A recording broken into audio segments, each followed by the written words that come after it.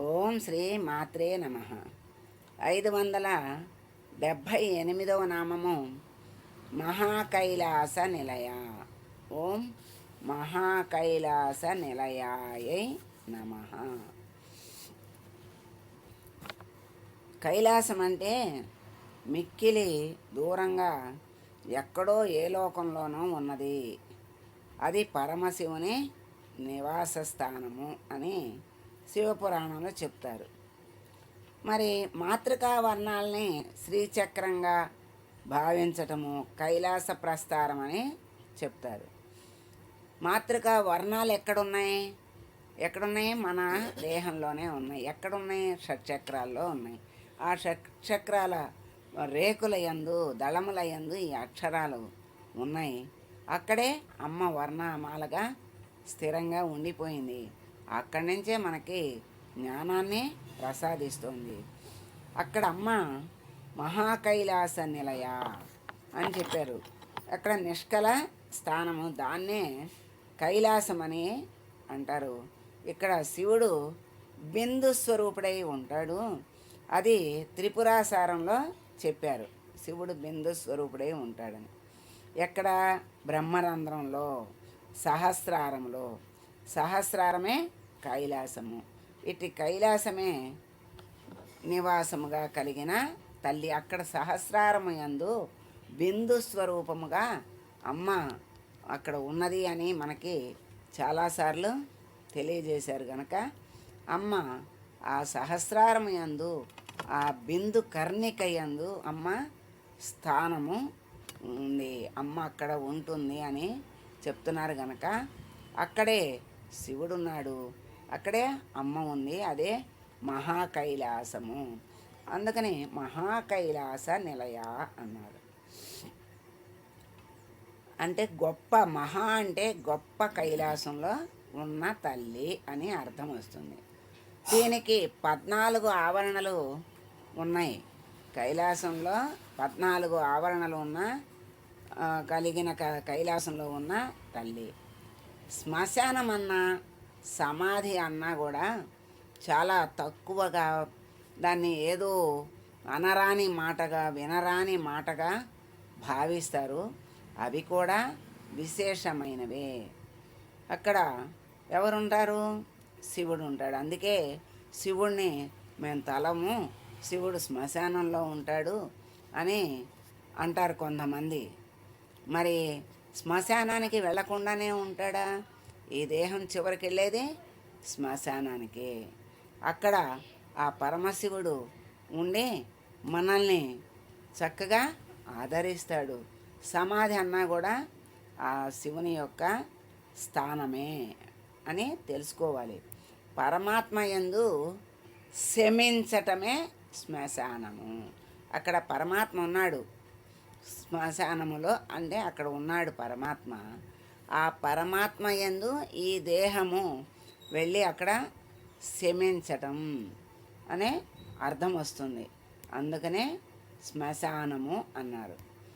ఆనందముల సమూహము. అక్కడేముంది? అక్కడికి వెళ్ళిన తర్వాత, ఈ దేహాన్ని వదిలి అక్కడికి వెళ్ళిన తర్వాత, ఈ దేహం ఉన్నంత వరకే ఈ బాహ్య భ్రమానందం, బాహ్య విషయాలు, బాహ్య దృష్టి అన్నీ కూడా ఈ దేహం ఉన్నంత వరకే. తర్వాత ఈ దేహాన్ని వదిలితే మిగిలిందేంటి? ఆత్మ. అక్కడ పరమాత్మ ఉన్నాడు. ఈ ఆత్మ అక్కడికి వెళ్ళి కలుస్తుంది. అదే శ్మశానము అనే అర్థం కూడా వస్తుంది. అక్కడ ఆనందమే అక్కడ ఉన్నది అని చెప్తున్నారు. బిందువులన్నీ ఒక్కొక్క బిందువు వెళ్ళి సింధువులో కలుస్తాయి. అంటే సముద్రంలో నదులన్నీ వెళ్ళి సముద్రంలో కలుస్తాయి అంటారు. నదులంటే దేని స్వరూపము? బిందువులన్నీ కలిస్తేనే నది అవుతుంది. ఆ నదువులన్నీ కలిస్తేనే సింధువు అవుతుంది. అందుకని సింధువు అంటే సముద్రం, బిందువులన్నీ కలిస్తే సింధువు అంటారు. అలా అన్ని దాంట్లోనే కలుస్తాయి చివరికి. కేళి అంటే ఆనందం. కేళి అంటే ఆనందము ఆట. ఆట ఎందుకు వాడతాం? ఆనందం కోసం ఆడతాం. అజ్ఞానంలో ఆటలో కూడా, ఆనందం కోసం ఆడే ఆటలో కూడా అజ్ఞానముతో ఉన్నటువంటి ఈ మానవుడు, జీవుడు, దాంట్లో కూడా మోసాలు, ఆ సరదాగా ఆనందంగా ఆడుకునే ఆటలో మోసాలు, తర్వాత మళ్ళీ తగాదాలు, తర్వాత గొడవలు, ఇవన్నీ కూడా మళ్ళీ ఆటల్లో వస్తున్నాయి. ఎందుకని? ఆట అంటే ఆనందంగా ఆడుకునేది ఆట. అటువంటి ఆనందమైన ఆటలో కూడా ఆవేశాలు, కావేశాలు, స్వార్థాలు, అలా అవన్నీ కూడా కలుపుకుని ఆనందమైన ఆటని ఆవేదనతో కూడుకున్నట్టుగా తయారు అవుతుంది. ఒక్కొక్కసారి ఒక్క మనిషి స్వార్థంతో ఉంటే అంతమంది ఆట ఆనందం అంతా కూడా నిర్వీర్యం అయిపోతుంది, దుఃఖానికే కారణమవుతుంది. అందుకని ఆటని ఆనందంగా స్వీకరించాలి. దాంట్లో జయాపజయాల్ని కూడా ఆనందంగా స్వీకరించటానికే ఆట అని మనకి జీవన పోరాటంలో వచ్చేటువంటి ఈ హెచ్చుతగ్గులు, మానావమానాలు, సుఖదుఖాలని ఎలా తీసుకోవాలో తెలియజేయటానికే ఆటలని మనకి పెట్టారు. ఈ ఆటల్లో పరమపద సోపానం అనే ఆట జీవితానికి చక్కగా అన్వయం అవుతుంది. పరమపద సోపానము. ఈ దాంట్లో ఏముంటాయి? నిచ్చెనలు ఉంటాయి, పాములు ఉంటాయి. నిచ్చెనెక్కినప్పుడు ఆనందము, పాము దగ్గరకు వచ్చినప్పుడు కిందకు వచ్చేస్తామని బాధ, దుఃఖము. ఈ పాములే దుఃఖాలు, బాధలు, నిచ్చెనలే సుఖాలు, సంతోషాలు. ఆ నిచ్చెనలు వచ్చినప్పుడు సంతోషిస్తాం, పాము దగ్గరకు వచ్చినప్పుడు దుఃఖిస్తాం. వీటన్నిటినీ నిష్టగా ఖచ్చితంగా వీటిని దాటాలి ఏమైనా సరే అనేటువంటి దృఢ నిశ్చయంతో దాటే వరకు చక్కగా ఆడినటువంటి వాడికి ఇవన్నీ దాటిన తర్వాత ఇంకా పాములు ఉండవు, నిచ్చెనలు ఉండవు. పరమ పదమే అంటే గొప్ప పదము, అంటే ముక్తే. పరమ పదం అంటే ముక్తి అని అర్థం. అక్కడ ఆనందమే కానీ ఇంకా హెచ్చుతగ్గులు, మానవమానాలు, సుఖదుఖాలు, కష్టసుఖాలు, శీతోష్ణాలు ఏమీ ఉండవు. అందుకని అక్కడ ఎక్కడున్నా పరమపద సోపానం అనేది కూడా ఒక ఆటగా మనకి చక్కగా జీవిత చదరంగంలాగా, అది కూడా జీవన కేళే, చక్కగా దానికి ప్రతిరూపం. ఇవన్నీ దాటుకుంటే ముక్తి, పరమపదం వస్తుంది అని చక్కని వైకుంఠపాళి అంటారు. వైకుంఠాన్ని చేర్చేటువంటి ఆట వైకుంఠపాళి అంటారు దాన్ని. ఆ వైకుంఠంలో, వైకుంఠము అంటే, కుంఠము అంటే కష్టాలు, బాధలు. వైకుంఠము, వికుంఠము అంటే కష్టములు లేనిది. అదే వైకుంఠము అంటారు. ప్రతి దానికి చక్కని అర్థాలు ఉంటాయి. కాకపోతే మనకి అన్నీ తెలియదు. ఒక్కొక్కటి తెలుసుకుంటే ఎంతో ఆనందంగా ఉంటుంది. ఇక్కడ కైలాసానికి అర్థం చెప్పటానికే ఇక్కడ కేళి అన్నారు. కేళి అన్నారనమాట. ఈ కేళి గురించి ఇప్పుడు మనము తెలుసుకుంటున్నాం. అట్లా ఆ ఆట అంటే ఆనందంతో ఆడుకునేది. దాంట్లో వచ్చేటువంటి హెచ్చుతగ్గులు, జయాపజయాలు ఆనందంగా స్వీకరించాలి. అదే జీవితము. ఆ జీవితంలో వచ్చేటువంటి ఈ కష్ట సుఖాలు, ద్వంద్వములు అంటారు వీటిని. సుఖ దుఃఖాలు, శీతోష్ణాలు, కష్ట సుఖాలు, ఇవన్నీ కూడా ద్వంద్వములను సమానంగా స్వీకరించటమే జీవితం యొక్క పరమార్థము. అదే పరమార్థానికి, పరమపదానికి తీసుకెళ్తుంది. అక్కడ శాశ్వత ఆనందధామం ఉంటుంది. అదే ఇక్కడ ఏం చెప్తున్నారంటే, కేళి అంటే ఆనంద స్వరూపము అయినటువంటి శివుని ధామము. అక్కడ వెలుగే పరమానందంగా ఉంటుంది. అదే కేళి, అదే ఆనందధామము. స్థిరంగా ఆనందం ఎటువంటిదంటే స్థిరముగా అఖండ ఆనందము ఆ కైలాసము. అదే శివానందల హరి. శివ ఆనందల హరి, ఆనందముల హరి అంటే లహరి. అక్కడ సౌందర్య లహరి అని అమ్మ విషయంలో చెప్పారు. ఇక్కడ అయ్య విషయంలో శివానంద లహరి. అక్కడ ఆనందమే స్థానముగా, ఆనందమే స్వరూపముగా, ఆనందమే ప్రధానముగా ఉంటుంది.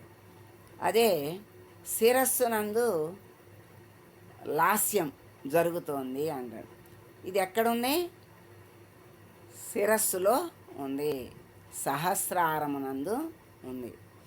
అదే ఉల్లాసము, లాస్యము అంటే ఉల్లాసము.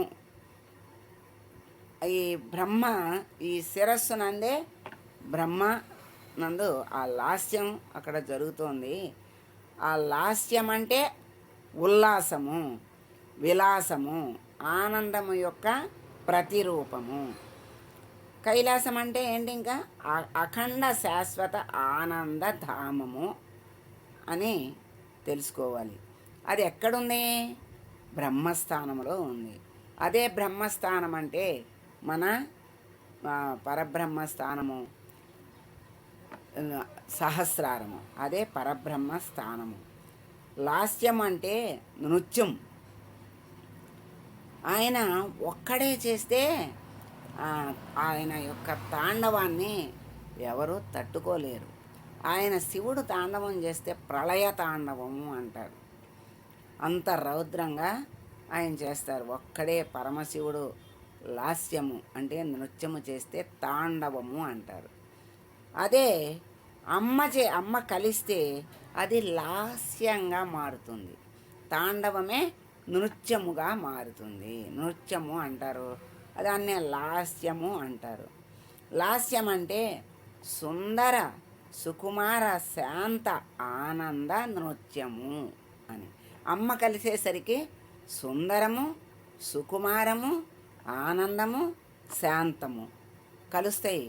దాంట్లో ఆ భీకరము, భయము, ఆ ప్రళయం పోతుంది. ఇవన్నీ అమ్మ అయ్యలో కలిసేసరికి అలా శాంతము. అందుకే దాన్ని ఏమంటారు? సుందర సుకుమార శాంత ఆనంద నృత్యము అంటారు. అమ్మతో కలిసిన శివుని నృత్యాన్ని ఈ విధంగా అంటారు.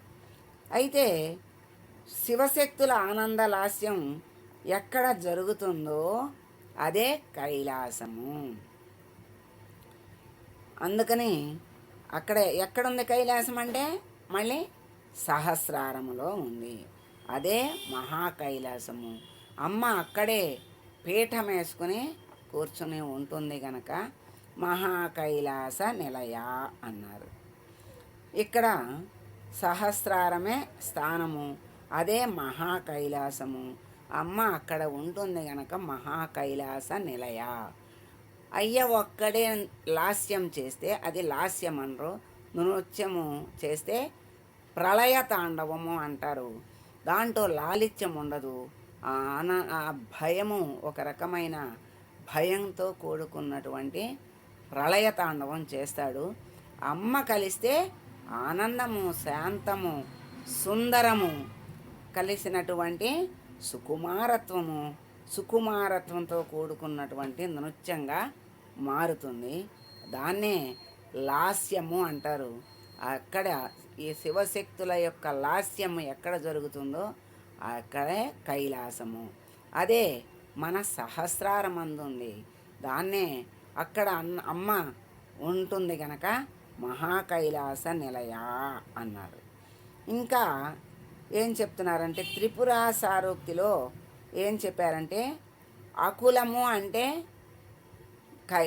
అకులం అంటే కైలాసము, కమ్ అంటే బ్రహ్మము, కులం అంటే ఆజ్ఞాచక్రం వరకు ఆ పైనది.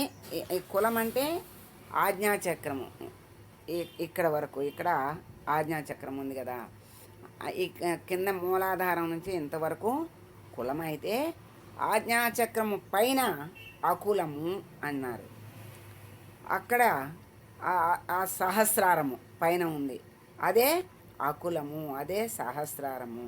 అక్కడ బ్రహ్మానంద స్వరూపము సహస్రార పద్మములో శివునితో కలిసి అఖండ బ్రహ్మానంద నృత్యము చేస్తోంది తల్లి. అందుకని అదే మహా కైలాసము. ఆ కైలాసములో ఉన్నది గనక అమ్మ మహా కైలాస నిలయ అన్నారు. ఇంతకుముందు మాతృకా వర్ణ రూపిణి అన్నారు. అంటే మాతృకలు అక్షరముల యొక్క స్వరూపమే అమ్మ అన్నారు. మరి ఆ వెంటనే మహాకైలాస నిలయ నామాన్ని ఇచ్చారు. ఇలా ఎందుకు ఇచ్చారో కూడా మనం కొంచెం తెలుసుకుందాం.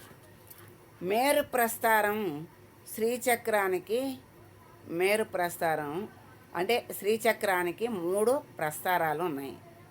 3 ప్రస్తారాలు అంటే 1 భూ ప్రస్తారము, 2 మేరు ప్రస్తారము, 3 కైలాస ప్రస్తారం అని 3 ప్రస్తారాలు ఉన్నాయి. 1 భూ ప్రస్తారము 2 షేపుల్లో ఉంటుందంటే 2 డైమెన్షన్స్ షేపు అంటారు. అయితే మేరు ప్రస్తారం అయితే కింద స్థూలముగా ఉండి పైకి పోను సూక్ష్మముగా వస్తుంది. అందుకే సుమేరు శృంగ మధ్యస్థ అన్నారు అమ్మని. మేరు అంటే శ్రీచక్రం అన్నారు. ఆ సుమేరు మంచి మేరువు. సుమేరు శృంగ మధ్యస్థ అంటే శృంగం అంటే ఆ పైన ఉన్నటువంటి బిందువునందు అమ్మ ఉంటుంది గనక, అంటే సూక్ష్మముగా కింద స్థూలముగా ఉంటుంది, పైకి వెళ్ళేదానికి సన్నగా ఒక బిందు స్వరూపంగా ఉంటుంది. అదే సూక్ష్మముగా ఉన్నది అంటారు. ఆ సూక్ష్మ స్థానములో బిందు స్థానములో అమ్మ ఉంటుంది. అక్కడ 3 కైలాస ప్రస్తారం.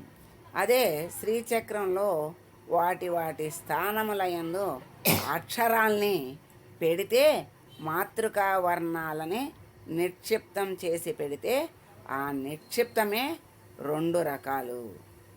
అది అంటే కైలాస ప్రస్తారం అంటే శ్రీచక్రములో ఉన్నటువంటి ఆ అక్షరాల్ని మాతృకా వర్ణాలని నిక్షిప్తం చేసి పెడితే కైలాస ప్రస్తారము అన్నారు. దాంట్లో ఈ నిక్షిప్తం చేయటంలో కూడా 2 రకాలు చెప్తున్నారు. వాటి యందు రచింప చేయటము 1, 2 నిక్షిప్తం చేయటం, ఆవహింప చేయటము. అదే కైలాస ప్రస్తారము అంటారు. ఆవహింప నిక్షిప్తం చేయటం, ఆవహింప చేయటం అదే కైలాస ప్రస్తారము అని చెప్తున్నారు. అందుకే వెంటనే అమ్మ మహాకైలాస నిలయ అన్నారు. అంటే ఇక్కడ అక్షరాలు మరి చక్రాలు, వాటి నుండి పై చక్రం సహస్రారము. ఈ షట్చక్రాల్ని దాటినటువంటిది సహస్రారము. అక్కడ ఆ బిందువులో అమ్మ స్థానముగా ఉంటుంది. ఆ స్థానమే మహాకైలాసము అని చెప్తున్నారు. అక్కడ శివ శక్తులు ఇద్దరూ కూడా అక్కడ లాస్యం చేస్తూ ఉంటారు. ఆ లాస్యము చేసేటువంటి స్థానమే మహాకైలాసము. అదే ఆ కైలాసమునందు అమ్మ ఉన్నది గనక మహాకైలాస నిలయ అన్నారు. అటువంటి మహాకైలాస నిలయ అయినటువంటికి మనం మంగళం పాడదాం. సర్వమంగళ మాంగళ్యే శివే సర్వార్థ సాధకే శరణ్యే త్రయంబకే దేవి నారాయణి నమోస్తుతే.